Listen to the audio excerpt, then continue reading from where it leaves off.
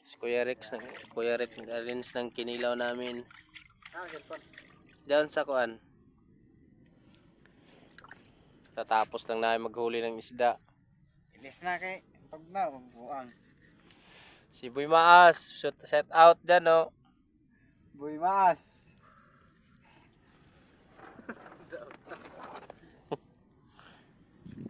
Yan ang huli namin, guys. Yan. Kunting huli rin. Kabili na ng bigas bukas.